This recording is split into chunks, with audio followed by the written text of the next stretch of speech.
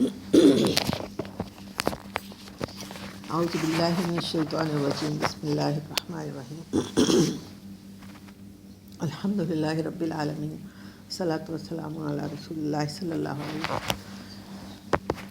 رب اشرح لی صدری ویسر لی امری واحلل عقدۃ من لسانی یفقہوا قولی۔ سبحانک لا علم لنا الا ما علمتنا انک انت العلیم الحکیم، رب زدنی علما۔ اللہ کا احسان ہے، اللہ کا شکر ہے کہ اس نے ہمیں جمع ہونے کا موقع دیا، اور اس کے ساتھ ہی ہم اللہ تعالیٰ کا یہ بھی شکر ادا کرتے ہیں کہ اس نے ہمیں باشعور مسلمان بنایا، اور ہمارے لیے خوشی کا موقع یہ بھی ہے کہ ہم عن قریب رمضان المبارک کے مہینے سے فائدہ اٹھائیں گے انشاءاللہ۔ اللہ تعالیٰ ہمیں زندگی اور صحت دے اور اس سے فائدہ اٹھانے کی پوری توفیق دے۔ تو ہر سال ہم رمضان گزارتے ہیں، اور اس کی افادیت بھی ہمیں بہت پتہ ہوتی ہے کہ بھئی نیکیاں بڑھتی ہیں، گناہ معاف ہوتے ہیں، وہ سارا کچھ ہے۔ تو اصل میں ہم لوگ اگر تھوڑا سا یہ غور کریں کہ اللہ تعالیٰ نے انسان کو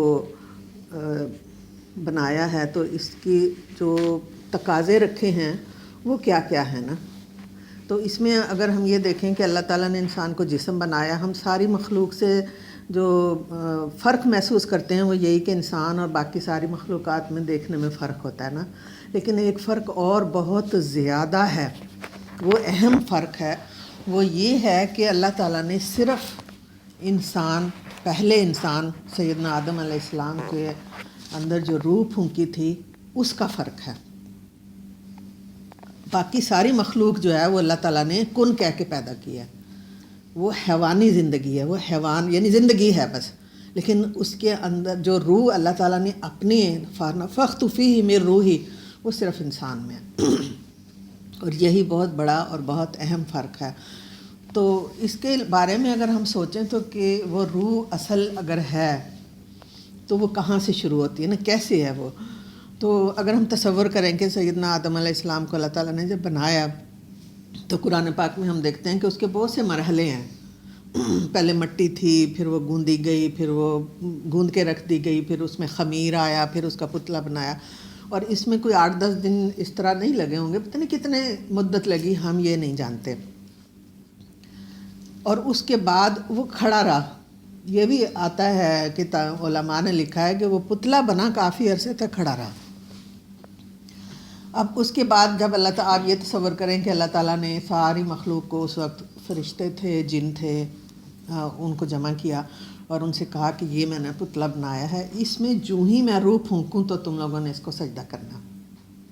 یعنی روح پھونکنے سے پہلے اس کی کوئی اہمیت نہیں تھی، کوئی، وہ دیکھ رہے تھے، سب دیکھ رہے تھے کہ کچھ بن رہا ہے اور بنا ہوا ہے، بلکہ ایک عالم نے کس کتاب میں یہ لکھا ہے کہ جب وہ خمیر والا پتلا بنایا گیا اور وہ بنا ہوا تھا تو شیطان نے دیکھا کہ یہ کچھ نئی چیز، کچھ گڑبڑ ہونے والی ہے یہاں، اور اس کو اندازہ تھا کہ کچھ نیا ہونے والا ہے، تو اس نے اس پتلے کے، وہ اندر سے گزرتا تھا اور باہر آتا تھا، اور اس کو پتہ چل گیا کہ یہ اندر سے خالی ہے، کہ میں اس کے اندر آرام سے آ جا سکتا ہوں۔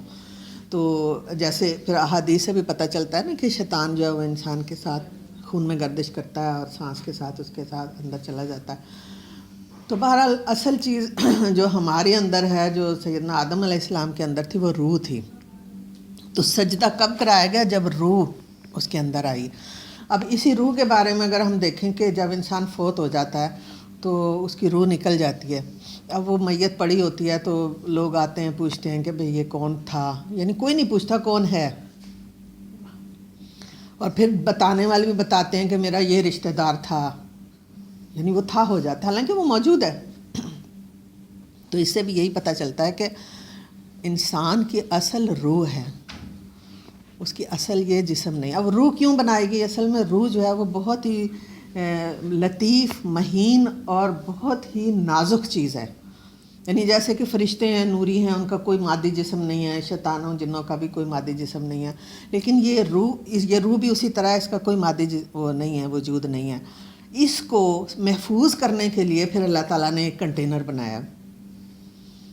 اب اس کنٹینر کو آپ کچھ بھی کہہ سکتے ہیں، پنجرہ بھی لوگ کہتے ہیں، کوئی ڈبہ کہتے ہیں، کوئی صندوق کہتے ہیں، تو اس میں یہ روح رکھ دی گئی. اب یہ روح کہاں رکھی گئی ہے اس کے بارے میں اگر قرآن پاک اور احادیث کا جائزہ لیا جائے، اس کو غور کیا جائے تو پتہ چلتا ہے کہ وہ دل ہے، یعنی دل کے مقام پہ وہ روح رکھی ہوئی ہے. اب اللہ تعالیٰ نے قرآن پاک میں جہاں بھی ذکر کیا ہے تو کیا فرمایا ہے کہ مجھے تمہارے مال اور اولادوں کام نہیں آئیں گی تمہارے الا من اتى اللہ بقلب سلیم. جو قلب سلیم لے کے آئے گا وہی کامیاب ہوگا. اور دل کے بارے میں اللہ تعالیٰ نے قرآن پاک میں یہ فرمایا کہ آنکھیں اندھی نہیں ہوتی، وہ دل اندھے ہو جاتے ہیں جو سینوں میں ہیں. ایک اور جگہ اللہ تعالیٰ نے فرمایا کہ کچھ لوگ ایسے ہیں دنیا میں جن کی آنکھیں ہیں دیکھتے نہیں، کان ہیں سنتے نہیں، اور دماغ ہیں سوچتے نہیں، دل ہیں سوچتے نہیں.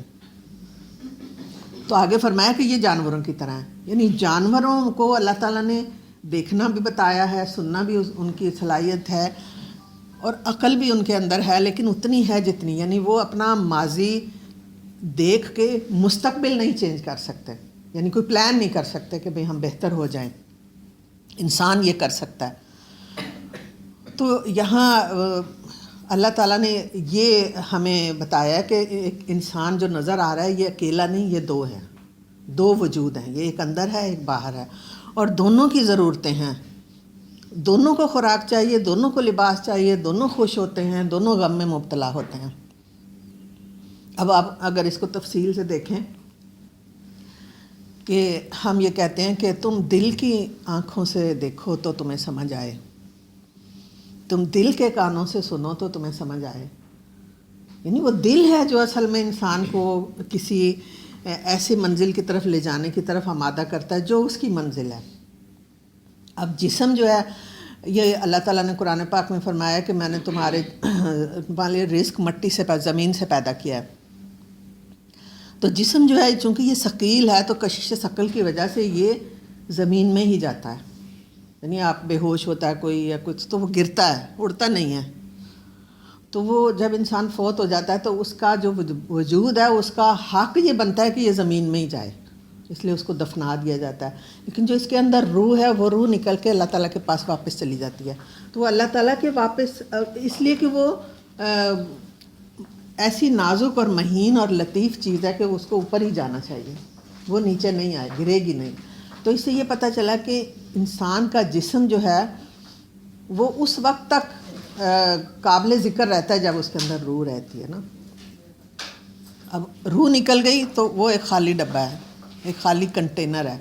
تو اب اس کے کچھ تقاضے تو دونوں کے ایک جیسے ہیں، لیکن ان کا جو حاصل ہے وہ فرق ہوتا ہے. وہ کیسے کہ مادی جسم بھی خوش ہوتا ہے کس چیز سے؟ پہن کے اور حاصل کر کے، لیکن جو روح ہے وہ خوش ہوتی ہے دے کے. یعنی مادی جسم تھک رہا ہے کسی ایسی چیز کو حاصل کرنے کے لیے جو کہ آپ کو جنت میں لے جانے والی ہے، آپ ایسے کام کرتے ہیں، تو اس کا مطلب ہے کہ دونوں کے جو معاملات ہیں وہ فرق ہیں. یعنی روح تو خوش ہو رہی ہے لیکن جسم تھک رہا ہے. کیوں لوگ جہاد کرتے ہیں جنت کی خوشی میں؟ ان کو اندر سے یہ خوشی محسوس ہوتی ہے کہ ہمیں وہ چیز ملنے والی ہے جو کہ بہترین ہے. جسم تھکتا ہے تو تھکے، جسم جاتا ہے تو جائے.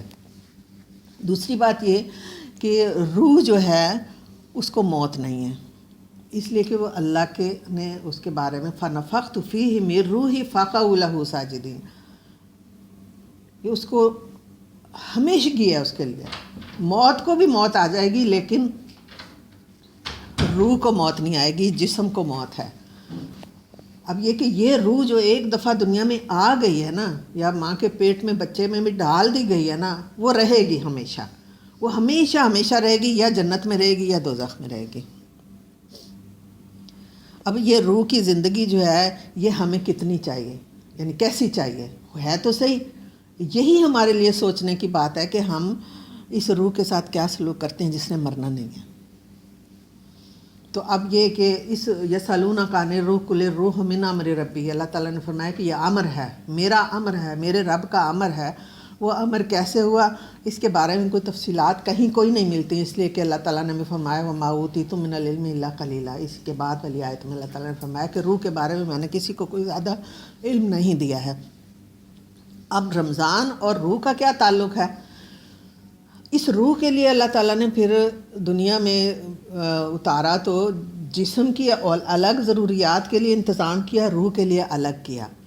اب روح کے لیے انبیاء اتارے، اور روح کے لیے اللہ تعالیٰ نے انسان کے اندر ضمیر رکھا، اس کو عقل دی، شعور دیا، سارا کچھ دیا، اور ساری عبادات جو ہیں وہ روح کو تر و تازہ رکھتی ہیں، زندگی دیتی ہیں، خوش رہتی ہیں رکھنے کے لیے۔ اب روح کے بارے میں ایک اور بات جو آپ یہ دیکھتی ہیں کہ بدن جو ہے وہ ہمیشہ آپ کچھ بھی کر لیں اس نے بوڑھا ہونا ہے اور اس نے مر جانا ہے۔ روح کا معاملہ الٹ ہے، اگر ہم اس کو خوش رکھیں گے، اس کی خوراک کا، اس کے لباس کا، اس کی خوشی غمی کا خیال رکھیں گے تو یہ جوان ہوتی رہے گی، یعنی جوان سے جوان ہوتی جائے گی، جب موت آئے گی تو یہ ایسے معصوم ہوگی جیسے کہ ایک بچہ ابھی پیدا ہوا ہو۔ آپ دیکھتی ہیں کہ بہت سے احادیث میں ہمیں یہ بتایا گیا ہے کہ اگر آپ یہ نیکی کر لو، یہ عبادت کر لو تو آپ ایسے ہو جائیں گے جیسے ابھی آپ ماں کے پیٹ سے پیدا ہوئے ہیں۔ تو گویا کہ اس کا مطلب یہ ہے کہ اللہ تعالیٰ نے روح جیسی اتاری ہے، اللہ کو ویسی چاہیے، اسی طرح واپس چاہیے جس طرح کہ بھیجی گئی تھی۔ اب بالکل ویسی نہیں ہو سکتی، اس لیے کہ اللہ تعالیٰ نے انسان کے اندر حیوانی جذبات بھی رکھے ہیں، حیوانی خواہشیں بھی رکھی ہیں، نفسانی خواہشیں بھی رکھی ہیں، شیطان بھی ساتھ لگا دی، اور یہ کہ اس کے اندر دوسری جو شیطان والی صفات ہیں وہ بھی موجود ہیں۔ اس لیے اللہ تعالیٰ نے پھر مغفرت کا ذریعہ بنایا کہ میں خود ہی کر دوں گا ویسا معصوم، کوشش تم کر کے آؤ۔ اب اس میں یہ ہے کہ دیکھیں نماز میں بھی آپ دیکھیں کہ روح کی ساری تر و تازگی ہے، روح کا علاج ہے، روح کی خوشی ہے، سب کچھ وہی ہے کہ جو دن میں 5 بار نہاتا ہے، ہم نے اس کو لیا کہ بدن 5 بار نہانے سے بدن صاف ہوتا ہے، 5 بار نماز پڑھنے سے روح صاف ہوتی ہے، تو یہ 2 ہو گئے۔ اب روزوں کی بات آتی ہے تو رمضان میں آپ دیکھیں کہ اللہ تعالیٰ نے مومن کو یہ اتنا عظیم موقع دیا ہے کہ اگر وہ اس کو زندگی میں ایک رمضان یا رمضان کی ایک رات بھی مل جائے تو اس کا بیڑا پار ہو جائے، لیکن ہم کوشش نہیں کرتے۔ کہ کوشش ہم کیا کرتے ہیں کہ نبی صلی اللہ علیہ وسلم نے فرمایا کہ رمضان وہ مہینہ ہے جس میں مومنوں کا رزق بڑھا دیا جاتا ہے، اور ہم خوش ہو جاتے ہیں۔ دیکھا روزانہ ہمارے سامنے دلیل ہے کہ ہم سارا سال جو چیزیں نہیں کھاتے اللہ ہمیں افطاری میں کھلاتا ہے، تو خوش ہوتے ہیں۔ حدیث کتنی اچھی، کتنی سچی حدیث ہے، لیکن ہم نے کبھی غور نہیں کیا کہ اللہ تعالیٰ نے تو اس میں روح کے رزق کی ذکر کیا کہ میں دونوں بڑھا دیں، اس میں بھی کوئی شک نہیں ہے، وہ بھی بالکل صحیح بات ہے۔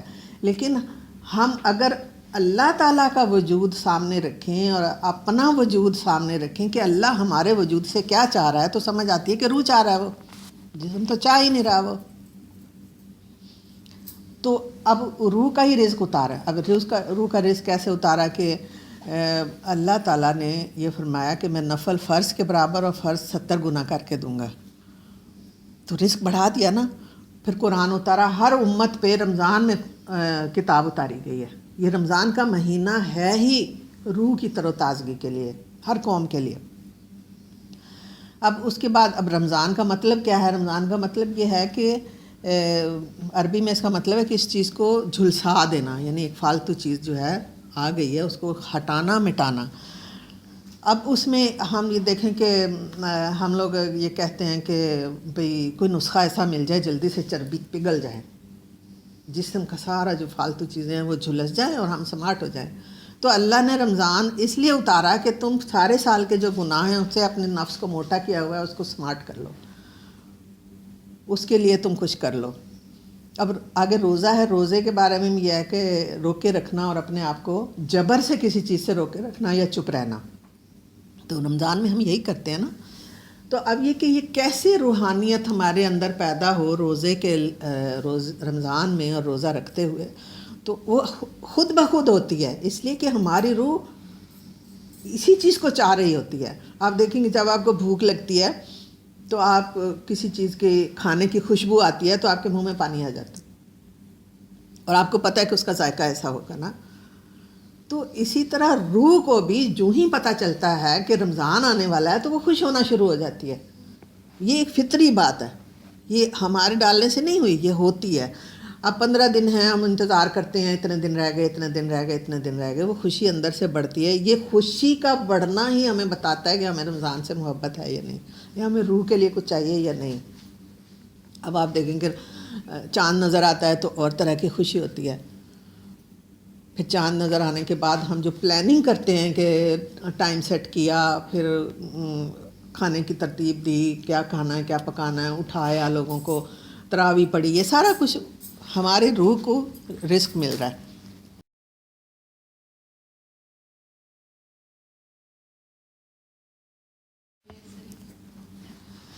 تو اب اس کے بعد یہ کہ قرآن پاک سے تعلق ہمارا زیادہ ہو جاتا ہے نا. کوشش ہم کرتے ہیں کہ کبھی روز آدھا سپارہ پڑھتے تھے، اب 2 پڑھ لیں تو رزق بڑھ گیا، بڑھا ہے نا رزق. اب یہ کہ یہ رزق زبان کا رزق ہے یا روح کی زبان کا بھی رزق ہے، یہ رزق دل تک پہنچ رہا ہے، یا رزق جو ہے وہ بس ہماری تعداد پوری کر رہا ہے کہ اتنے قرآن ختم کر لیا.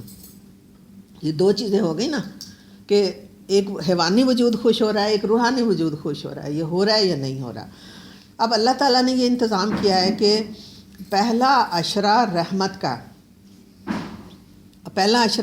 کا اس لیے بنایا کہ اللہ تعالیٰ کی جس پہ رحمت ہو جاتی ہے، تو اللہ تعالیٰ کی رحمت جس پہ ہو جاتی ہے اس کے لیے آگے کے دروازے بھی کھل جاتے ہیں. وہ اگلا دروازہ کیا ہے؟ مغفرت کا. اب یہ کہ جس کو یہ احساس ہے کہ اللہ کی رحمت برس رہی ہے اور کوئی ایسا نہ ہو کہ میں کوئی ایک لمحہ یا ایک قطرہ بھی اس میں سے چھوڑ دوں اور اس سے محروم ہو جاؤں، تو وہ تو اس وقت کو ضائع نہیں کرے گا نا. دن رات اس کی کوشش یہ ہوگی کہ میں اس سے فائدہ اٹھاؤں. اب جس نے اس کا فائدہ اٹھا لیا اس کو پھر یہ مغفرت کا خود بخود ہی مل جائے گا. اللہ نے اسے مغفرت کر دی، چھپا دیا اس کے گناہوں کو. اب اس کے بعد اس کا نتیجہ یہ ہے کہ آگ سے رہائی ہو جائے. اب جس کو آگ سے رہائی ہو گئی وہ تو کامیاب ہو گیا. اب آپ دیکھیں کہ اللہ تعالیٰ نے پھر لیلۃ القدر رکھی، شب قدر رکھی نا، جو 1000 مہینوں سے زیادہ افضل ہے. یہ روحانیت کا اعلیٰ ترین درجہ ہے. یعنی روحانیت کا وہ جو اشہد ان لا الہ الا اللہ و اشہد ان محمد عبدہ و رسولہ سے شروع ہوتا ہے، اور نمازیں پڑھ کے ہم اس کو کرتے ہیں، پھر روزے رکھتے ہیں، پھر شب قدر آ جاتی ہے. تو روحانیت کا سب سے اعلیٰ ترین درجہ یہ ہے کہ آپ کو شب قدر مل جائے. اب وہ شب قدر کیا ہے کہ وہ کام جو اللہ تعالیٰ نے انسانیت کی بھلائی کے لیے اتنی صدیوں سے نہیں کیا تھا، وہ اس رات میں کر لیا. اس کام کو کرنے کا یہ وقت تھا. اب ہماری روحانیت کیا کہتی ہے کہ ہم بھی کوئی ایسا کام کر لیں جو ہم پورے سال میں نہیں کر سکے، پوری زندگی میں نہیں کر سکے، اس رات میں کر لیں، کرنے کی نیت ہی کر لیں، ارادہ ہی کر لیں. تو یہ چیزیں انسان کو وہ روحانی خوشی دیتی ہیں جو مادی چیزیں جمع ہونے سے نہیں ہوتی ہیں. اب جیسے پہلے میں نے ذکر کیا کہ جو حیوانی وجود ہے نا وہ حاصل کر کے خوش ہوتا ہے، اور روحانی وجود جو ہے وہ دے کے خوش ہوتا ہے. تو نبی صلی اللہ علیہ وسلم نے بھی فرمایا کہ جو تم اللہ کی راہ میں دے دو گے وہ محفوظ ہو جائے گا، جو تم بچا لو گے وہ ضائع ہو جائے گا. تو ہم لوگ بھی اگر غور کریں کہ جو آخرت کی زندگی ہے وہ اتنی لمبی ہے، اتنی زیادہ ہے، اس میں روح نے زندہ ہی رہنا ہے. اب آپ ذرا غور کریں کہ وہ لوگ جو سیدنا آدم علیہ السلام کے زمانے سے تھے، یا خود سیدنا آدم علیہ السلام جس دن فوت ہوئے ہیں اس دن سے لے کے آج تک اللہ کی نعمتوں سے مستفید ہو رہے ہیں اور اللہ کی رحمت میں ہیں، اور ابھی اور پتہ نہیں کتنی دیر انہوں نے رہنا ہے. لیکن وہ جو سیدنا نوح علیہ السلام کی بات نہ ماننے کی وجہ سے غرق ہو گئے، یا جو بھی قومیں اللہ تعالیٰ کے عذاب میں مبتلا ہیں وہ ابھی تک وہ عذاب میں مبتلا ہیں اور آئندہ بھی رہیں گی. تو دونوں کی روحیں جو ہیں وہ اپنا اپنا کام کرنے کے بعد جو ان کا نتیجہ تھا وہ اٹھا رہی ہیں. تو ہم بھی 70 سال زیادہ سے زیادہ اگر کوئی جی رہا ہے، یا 60 سال، جتنا بھی اس نے جینا ہے، تو یہ تو چھوٹی سی زندگی ہے نا. اس نے قبر میں کتنی دیر رہنا ہے، اس نے برزخ میں کتنی دیر رہنا ہے، اسے نہیں پتہ ہے. تو پھر اس کے بعد اس نے جنت میں رہنا ہے یا دوزخ میں رہنا ہے، یہ بھی اس کو نہیں پتہ. وہ تو ہمیشہ کی زندگی ہو گئی نا. تو ہم اپنے اوپر رحم کریں، ہم اپنے اوپر ترس کھائیں کہ ہم اپنے ساتھ کیا سلوک کر رہے ہیں. کہ ہم تھوڑی سی زندگی کے لیے اس حیوانی وجود کے لیے جس نے ختم ہو جانا ہے، جو مٹی میں مٹی مل جائے گا، اس کے لیے ہم زیادہ کوشش کر رہے ہیں یا اس کے لیے کر رہے ہیں جو اندر ہمارے روح موجود ہے اور جس نے ہمیشہ رہنا ہے؟ تو اس رمضان میں ہم کوشش کریں، کوئی پلان کریں کہ ہم اس روح کے لیے کوئی ایسی چیز حاصل کر لیں جس کے سہارے وہ خوش ہو جائے اور آئندہ بھی خوش رہے۔ اب یہ دیکھیں کہ انسان کا جسم بھی بیمار ہوتا ہے، اس کا وہ علاج کراتا ہے، روح بھی بیمار ہوتی ہے، جو روح کی بیماری ہوتی ہے اسے گناہ کہتے ہیں، اور جو روح کا بیمار ہوتا ہے اسے گناہگار کہتے ہیں۔ اب اس کے بھی علاج کرانے کے لیے اللہ تعالیٰ نے طریقے بتائے ہیں، جیسے جسم کا علاج کرنے کے لیے ہسپتال ہے، تو روح کا علاج کرنے کے لیے مسجد ہے۔ اس کے بھی ڈاکٹر ہوتے ہیں، اس کے بھی ڈاکٹر ہوتے ہیں۔ تو ہم نے اس کے ساتھ کیا سلوک کیا اور اس کے ساتھ کیا سلوک کیا؟ روح کے بارے میں جتنا بھی انسان اس کو خوشی دینا چاہے تو وہ خوشی اسے اپنا مادی جسم گھلا کے ہی ملے گی، اس کی زیادہ پرواہ کر کے ہی ملے گی۔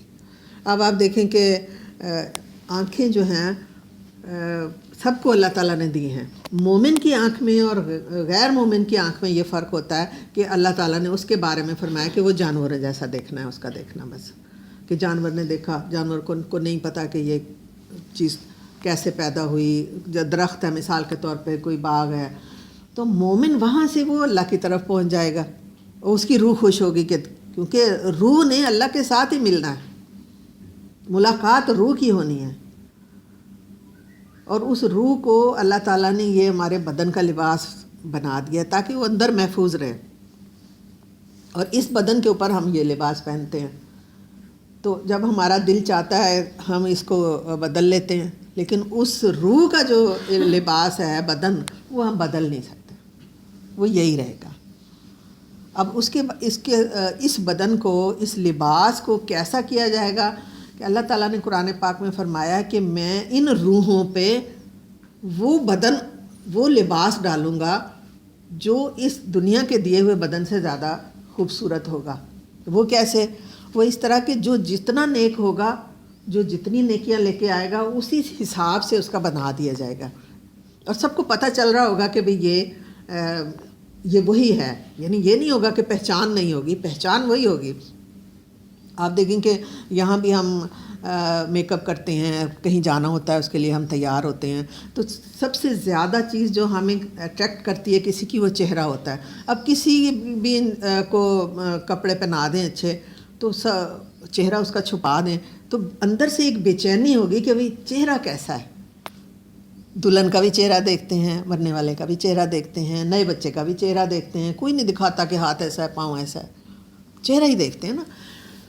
تو ہم انسانوں کو چہرہ متاثر کرتا ہے، اور اللہ کو ہمارا دل، اللہ ہمارے دل سے متاثر ہوتا ہے۔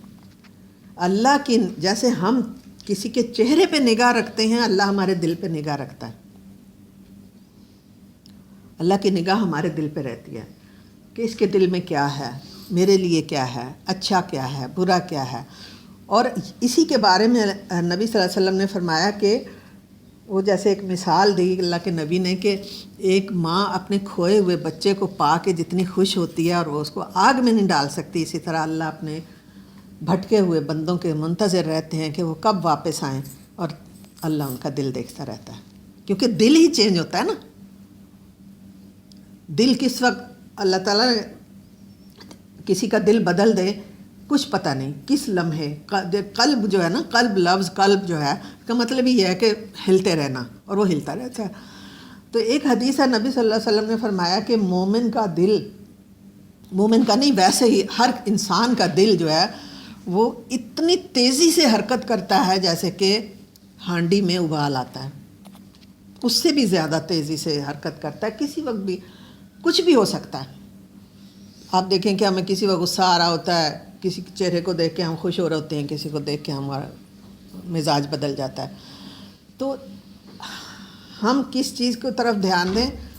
دلوں کی طرف۔ اللہ تعالیٰ نے اسی لیے فرمایا سورہ حج میں کہ وہ قربانی کا گوشت اور خون نہیں مجھے پہنچتا، وہ تقوی پہنچتا ہے۔ اب تقوی کیا ہے؟ نبی صلی اللہ علیہ وسلم نے فرمایا کہ تقوی ہا ہونا، تقوی ہا ہونا، تقوی دل میں ہے۔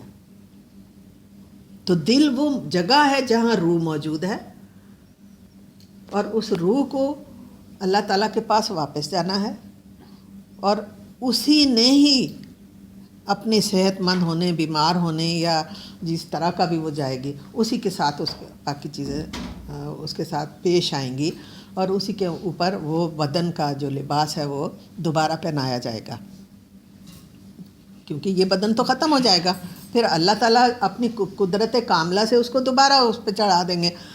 تو آپ دیکھتی ہیں کہ سورہ آل عمران میں اس ایک نبی کا ذکر ہے جن کا ایک جانور تھا، گدھا تھا، اور وہ انہوں نے کہا کہ پتہ نہیں اللہ کیسے زندگی اور دوبارہ دے گا، تو اللہ تعالیٰ نے ان کو سامنے ان کے اس جانور کو لباس پہنایا دوبارہ زندگی کا۔ تو اسی طرح ہمیں بھی یہ لباس دوبارہ پہنا دیا جائے گا، لیکن وہ ہمارے اعمال کے مطابق ہوگا۔ اللہ تعالیٰ نے جیسے ایک جگہ فرمایا کہ انشان فجال نہ ابکارا عرباً اترابا لاصحاب الیمین، یعنی خواتین کے لیے اللہ تعالیٰ نے یہ فرمایا کہ میں ان کو دوبارہ سے بناؤں گا، اپنے ہاتھ سے بناؤں گا اور زیادہ خوبصورت بناؤں گا، اور عرباً اترابا لاصحاب الیمین، اور ایسی خوبصورت بناؤں گا کہ حوریں بھی رشک کریں گی۔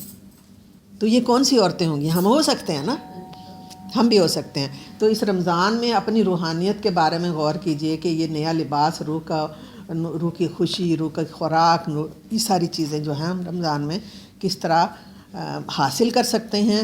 اور دوسری بات یہ کہ رزق بڑھانے والی بات ہے، تو اللہ تعالیٰ نے جو ہمیں روح کا رزق دیا ہے اس کو ہم زیادہ بڑھانے کی کوشش کریں اور اس کے مطابق کام کرنے کی کوشش کریں۔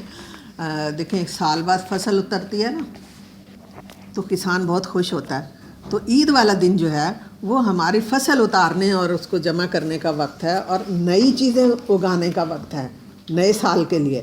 تو اس کے بارے میں ہم لوگ عید والے دن ضرور سوچیں کہ ہم نے پورے رمضان میں اپنی روح کو کیا کچھ کھلایا، کیا پلایا، اور آئندہ کے لیے رزق جمع کیا ہے، کیا کیا ہے اور کیا نہیں کیا۔ تو اللہ تعالیٰ سے دعا ہے کہ وہ ہمیں اس رمضان المبارک میں ہر لمحے سے فائدہ اٹھانے کی توفیق دے، اور ہماری روحانیت میں اضافہ کرے، اور ہماری روح کو خوش و خرم رکھے، تاکہ ہم اللہ تعالیٰ کے پاس جائیں تو اللہ تعالیٰ اس طرح ہمیں بلائے، یا النفس المطمئنہ، یا ایتھا النفس المطمئنہ ارجعی الی ربک راضیۃ مرضیہ فادخلی فی عبادی وادخلی جنتی۔ جزاک